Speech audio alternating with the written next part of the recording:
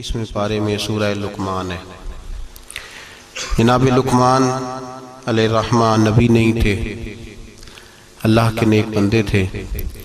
हज़रत दाऊद अलैहिस्सलाम की इन्होंने सोहबत पाई थी। रंग काला था, होंठ मोटे थे, लेकिन अल्लाह तबारक व तआला ने हिकमत और दानाई बड़ी अता फरमाई थी। आपकी उस हिकमत और उमूर खैर की वजह से दूर दराज से लोग आपकी खिदमत में हाजिर होते थे और आपसे अल्लाह तबारक व तआला की अता करदा हिकमत और दानाई से फैज़ याब होते थे। हज़रत लुकमान ने अपने बेटे को कुछ नसीहतें फरमाई। अपने बच्चे को उन्होंने कुछ चीज़ों के बारे में तरबियत दी। अल्लाह तबारक व तआला को उनकी वो बातें और वो अंदाज इतना पसंद आया कि रब ने उसको कुरान मजीद में बयान फरमा दी।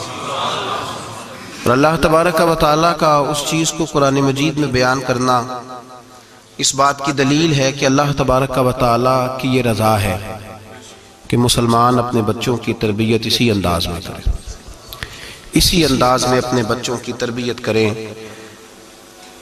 ये उन्वान और ये बातें माँ और बाप को सीखनी चाहिए।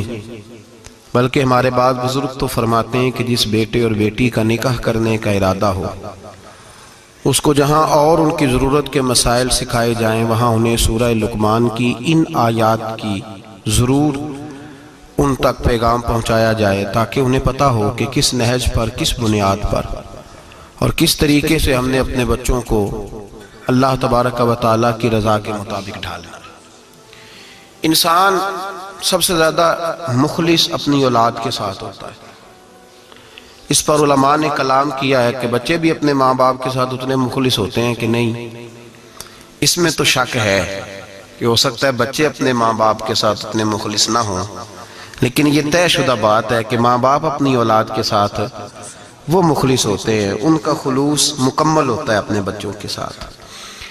तो हज़रत लुकमान जब अपने बच्चे को नसीहत कर रहे थे तो वो उन बातों की तरफ दिला रहे थे जो वो समझते थे कि बड़ी ही ज़रूरी है, जिनकी वजह से उनका बच्चा बड़ी खैर पा जाएगा, मुकम्मल कामयाबी दुनिया और आखिरत की हासिल कर जाएगा।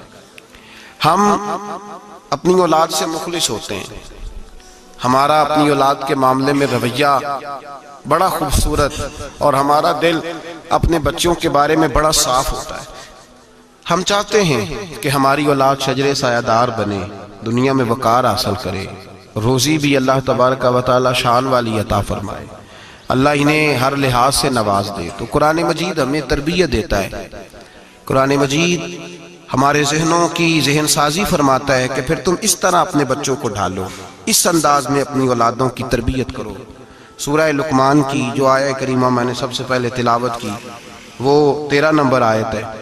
अल्लाह तबारक व तआला ने इरशाद फरमाया, व इज़ क़ाल लुकमान लिब्निही, जब हज़रत लुकमान ने अपने बेटे से कहा, वहुव याइज़ुहु, और वो अपने बेटे को नसीहत कर रहे थे। सबसे पहले अंदाज क्या इख्तियार फरमाया, या बुनैया, ऐ मेरे बेटे। लफ्ज़ों में हुस्न देखिए, ऐ मेरे। हमें जब अपनी औलाद से नाराज़गी होती है तो हम एक खुतबा पढ़ते हैं, उस खुतबे में अपनी नेकियां और औलाद की नालायकियां गिनवाते हैं, समझाने का अंदाज इख्तियार नहीं करते जाहो जलाल में। और बाज़ औक़ात माज़ अल्लाह ताला कुछ ऐसे भी लोग होते हैं जो गाली भी देते हैं, सख्त सुस्त भी कहते हैं, लफ्ज़ों की हुर्मत का पास नहीं करते, और वो खुतबा वो आधे घंटे का हो, 25 मिनट का हो, वो दे के हम निकल जाते हैं, हमें बड़ा सताया है तुमने। लेकिन हम किसी मौके पर भी उस फूल को जड़ी बूटी से अलहदा करने की कोशिश नहीं करते। हम जो अंदाज होना चाहिए वो अंदाज हम इख्तियार। कब ऐसा हुआ है कि हमने बच्चे को बुलाया हो, उसको अपनी शफकत की चादर के नीचे बिठाया हो, फिर उसको हमने नसीहत की हो?